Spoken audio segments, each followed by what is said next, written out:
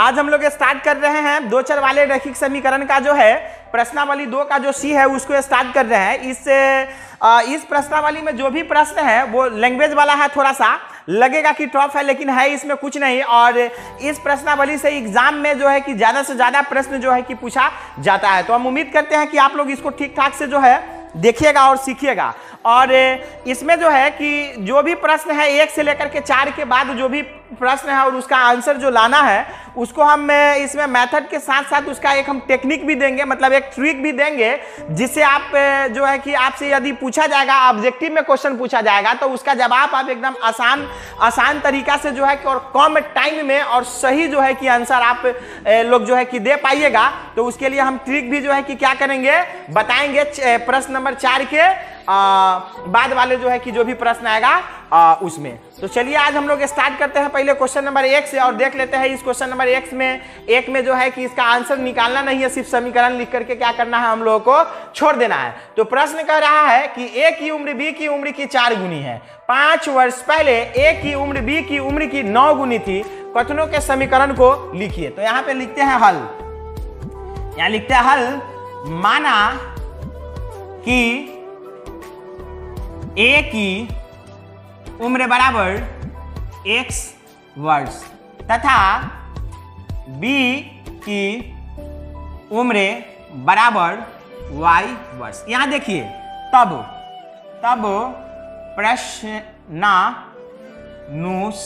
देखिए तब प्रश्नानुसार यहां हम लिखते हैं a की उम्र बराबर b की उम्र की 4 गुनी। प्रश्न में दे रहा है यदि हम कहेंगे कि मतलब हमारी उम्र आपकी उम्र की 4 गुनी है और आपकी उम्र 5 वर्ष होगा तो हमारी उम्र कितना होगी, तो 5 चौका 20 वर्ष है ना। तो वही प्रश्न में कह रहा है कि ए की उम्र बी की उम्र की 4 गुनी है, तो ए की उम्र बराबर बी की उम्र की 4 गुनी। तो ए की उम्र को हम लोग x माने हैं और बी के उम्र को y माने हैं, तब बी वाला में क्या होगा 4 से गुना हो जाएगा, मतलब 4 गुनी। तो ये हो गया हमारा x बराबर यहाँ पे हो गया 4y, ये हो गया हमारा इक्वेशन फर्स्ट। आप चाहेंगे तो इसको x माइनस 4y भी कर करके आप बराबर 0 देकर के इक्वेशन 1 लिख सकते हैं, कोई दिक्कत नहीं है, और यहाँ पे भी छोड़ सकते हैं। तो चलिए इस प्रश्न के लिए एगो समीकरण आ गया। फिर आगे क्या कह रहा है सो देखिए, यहाँ लिखेंगे अब फिर से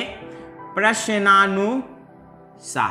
फिर प्रश्न में दे रहा है 5 वर्ष पहले ए की उम्र बी की उम्र की 9 गुनी थी।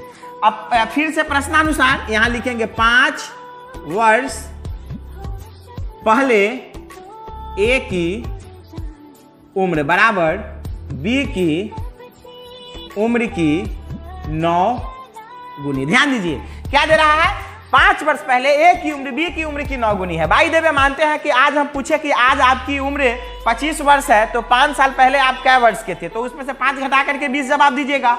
उसी तरह से 5 वर्ष पहले ए की उम्र बी की उम्र की 9 गुनी थी, तो आज यहां देखिए थोड़ा सा ऊपर में हम क्या माने हुए हैं, ऊपर में देखिए माना कि ए की उम्र बराबर x वर्ष है।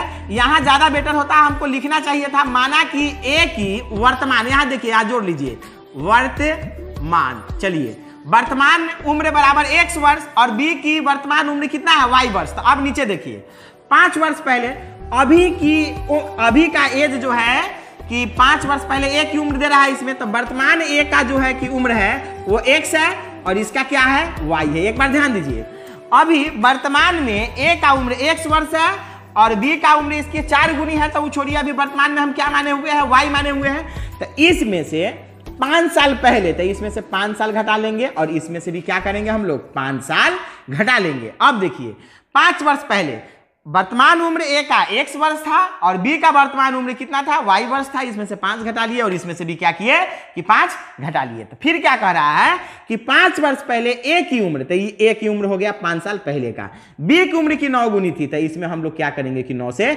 गुना कर लेंगे। अब ये हो गया हमारा क्या हो गया x माइनस 5 बराबर 9 को इधर भी लिख सकते हैं 9 इंटू y माइनस 5, ये हो गया आपका इक्वेशन सेकेंड हो गया। आप चाहेंगे तो इसको गुना करके आगे भी लिख करके समीकरण 2 जो है कि आप मान सकते हैं या यहाँ भी इसको क्या कर सकते हैं आप छोड़ सकते हैं। और इससे आगे पूछा जाता है ए और बी की वर्तमान उम्र बताइए, तो हमको इक्वेशन फर्स्ट और सेकेंड को सॉल्व करके और इसे एक्स वाई का मान निकालना पड़ता है और हम तब जाकर के जो है कि हम जो है कि हमारा आंसर आता है। लेकिन हमसे सिर्फ और सिर्फ पूछा जा रहा है कि समीकरण को लिखिए, जो कि समीकरण हमारा यहाँ पे क्या हुआ लिखा चुका है, यही होगा इसका समीकरण। उम्मीद है आप लोगों को समझ में आया होगा। अब हम लोग देखेंगे क्वेश्चन नंबर, ये रहा क्वेश्चन नंबर 2। एकदम प्यार से समझेंगे हम लोग, बहुत अच्छा है। और सिर्फ इक्वेशन लिख करके छोड़ देना है, इसका मान निकालना नहीं है। क्या दे रहा है, 2 अंकों की एक संख्या है, अंकों का योगफल 6 है। अंकों के उलट जाने से जो नई संख्या बनती है वह पहली संख्या की 7/4 गुनी है। यदि पहली संख्या के इकाई और दहाई के अंक क्रमशः एक्स वाई हो तो क्या दे रहा है, कथन को एक्स वाई के 2 समीकरणों में व्यक्त करिए। तो बच्चों समझना, यहाँ पे संख्या की बात की जा रही है।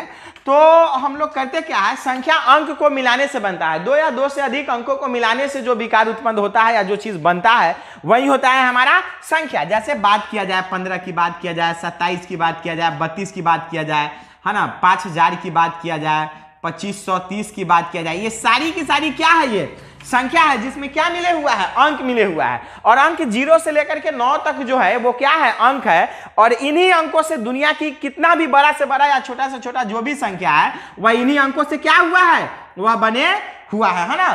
तो हम लोग कहते हैं कि हाँ, एक चीज और याद रखिएगा कि अंक को हम लोग एक ऐसा परिस्थिति आता है वहां पे हम लोग संख्या कह सकते हैं, लेकिन संख्या को अंक हम लोग कभी कहते नहीं है। अब वो कैसे, तो याद रखिएगा कि 1 से लेकर के 9 तक या 0 1 2 0 1 2 3 इस तरह से करके 9 तक क्या है, हमारा अंक है। और इसमें से 2 या 2 से अधिक को हम जब मिलाते हैं तो वह संख्या के रूप में आ जाता है।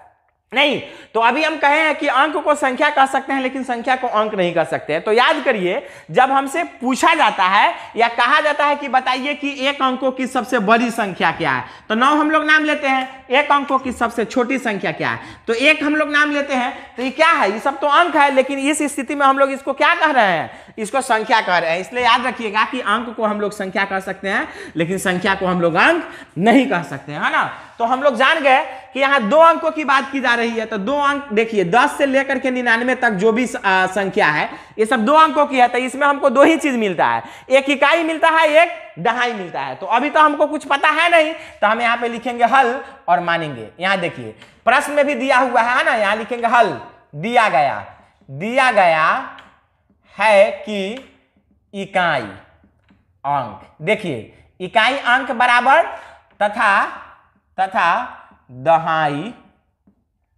अंक बराबर। तो देखिए इसमें क्या दिया है, पहले नाम लिया है इकाई और दहाई।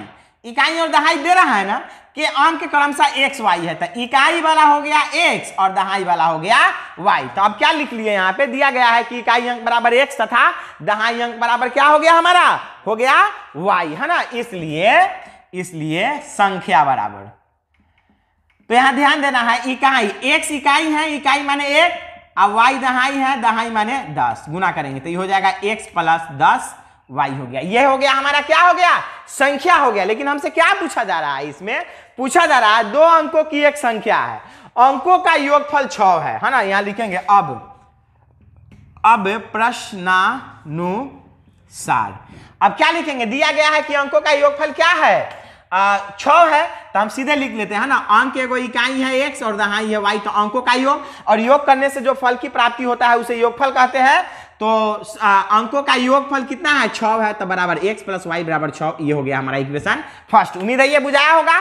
अब फिर यहाँ क्या लिखेंगे, अब फिर से प्रश्नानुसार। अब क्या लिखेंगे हम लोग, फिर से प्रश्नानुसार। फिर प्रश्न में क्या कह रहा है कि अंकों के उलट जाने से जो नई संख्या बनती है वह पहली संख्या की 7/4 गुनी है। चलिए अब फिर से प्रश्नानुसार, उल्टी संख्या पहली संख्या की 7/4 गुनी है। तो अब देखिए, अब यहां पे ध्यान दीजिएगा, यहां देखिए हम बीच में =2 का चिन्ह हम पहले ही दे दिए, ठीक है। अब प्रश्न कर रहा है कि उल्टी संख्या पहली संख्या की, तब पहली संख्या जो है हमारी वो क्या है, x + 10y है।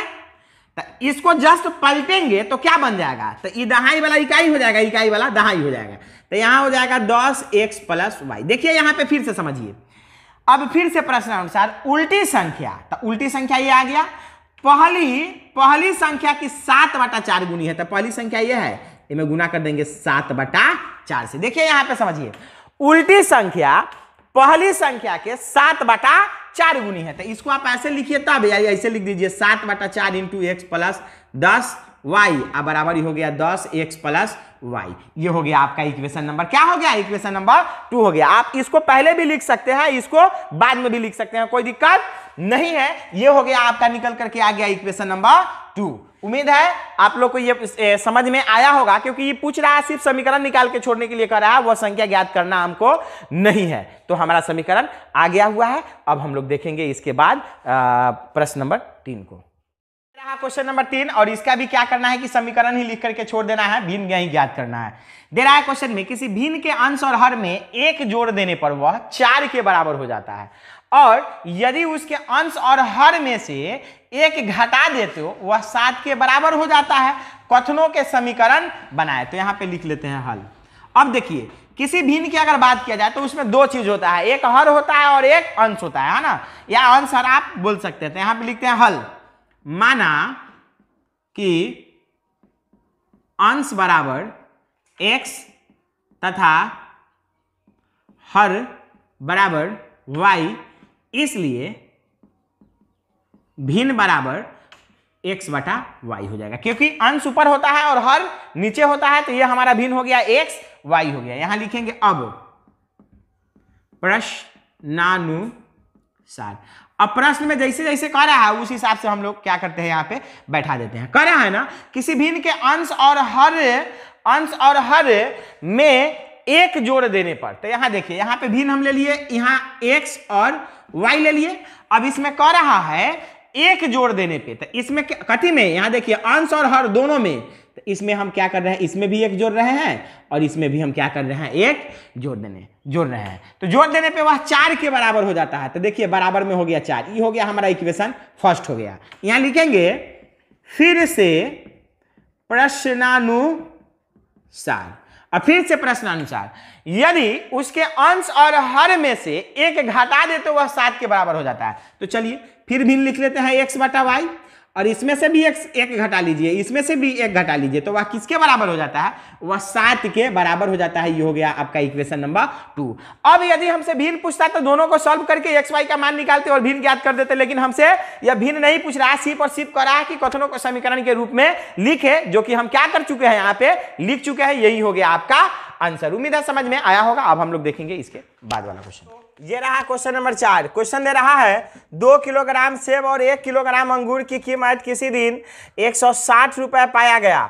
1 महीना बाद 4 किलोग्राम सेब और 2 किलोग्राम अंगूर का मूल्य 3000 रुपए है। कथनों के समीकरण बताए, आलेखीय प्रदर्शन भी ज्ञात करें। तो हम लोग ले लेंगे, माना कि x रुपए प्रति किलोग्राम सेब का मूल्य तथा y रुपए प्रति किलोग्राम अंगूर का मूल्य हो जाएगा। तब प्रश्न अनुसार हो जाएगा कि इसमें दे रहा है 2 किलोग्राम सेब, तो 1 किलोग्राम सेब का दाम है x रुपया, तो 2 किलोग्राम सेब का दाम हो जाएगा 2x, यानी कि 2 से गुना कर देंगे। और 1 किलोग्राम अंगूर का दाम है y रुपया, तो में 1 किलोग्राम का पूछ रहा है, तो 1 से इसमें गुना कर देंगे। दोनों मिलाकर के कितना है, 160 रुपये के बराबर है। तो हम लोग क्या करेंगे कि 2x प्लस y बराबर हो जाएगा 160 हो जाएगा। हमारा हो गया इक्वेशन फर्स्ट हो गया। अब लिखेंगे, अब फिर से प्रश्नानुसार हम लोग जो है कि लिखेंगे, और फिर दे रहा है प्रश्न में अब कि कुछ दिन बाद, मतलब 1 महीना बाद 4 किलोग्राम सेब, तो 4 किलोग्राम सेब, तो 1 किलोग्राम सेब का दाम x रुपया था, तो 4 किलो का हो जाएगा 4x। और 2 किलोग्राम अंगूर, तो 1 किलोग्राम अंगूर का दाम y रुपया था, तो 2 किलो का हो गया 2x। अब बराबर दोनों को मिला करके कितना हो जा रहा है, दोनों को मिला करके हो जा रहा है 300 रुपया हो जा रहा है। उसके बाद हम लोग क्या करेंगे, लिख लेंगे यहाँ पे 4x प्लस 2y बराबर हो जाएगा 300। अब इसमें से 2 यहाँ कॉमन लेंगे, तो हमारा हो जाएगा 2 दूना 4x हो जाएगा। उसके बाद जो है कि 2 कॉमन लेंगे हम लोग, तो यहाँ हो जाएगा, इसमें यहाँ 2 कॉमन ले लिए तो इससे इसमें गुना करेंगे तो ये हो जाएगा, नहीं इससे इसमें गुना करेंगे तो 4x हो जाएगा, और 2 से y में करेंगे तो 2y हो जाएगा। इधर 300, इस 2 से ये 300 था, यह कटा 150 मरतबे, तो यह हो गया 2x प्लस y बराबर यहाँ 150। इक्वेशन जो है कि ये हो गया सेकेंड इक्वेशन हो गया, फर्स्ट ऊपर हो गया और ये हो गया सेकेंड हो गया। तो अब हम लोग क्या करेंगे, अब आलेख के लिए समीकरण फर्स्ट का हल देखेंगे हम लोग, है ना। तो समीकरण फर्स्ट है हमारा 2x प्लस वाई बराबर हो जाएगा 160 है। तो यहाँ हो गया, माना कि x बराबर हो जाएगा हमारा 0, तो तब यहाँ 2 के 2 हो जाएगा, x के जगह पे 0 प्लस y के y बराबर 160 के 160। जब गुना करेंगे तो 0 हो जाएगा, y के y बराबर 160 के 160 हो गया, ये y के y रह जाएगा बराबर 160, यानी कि y बराबर 160 आ गया। लिखेंगे अब यहाँ पे, अब y बराबर 0 देने पे 2x प्लस y के जगह पे 0 दे दिए बराबर 160, x के x रह जाएगा, 160 के नीचे यह 2 चला जाएगा, इसको काटेंगे तो हो जाएगा 80, मतलब यह कटेगा, x बराबर आ गया यहाँ पे 80 आ गया।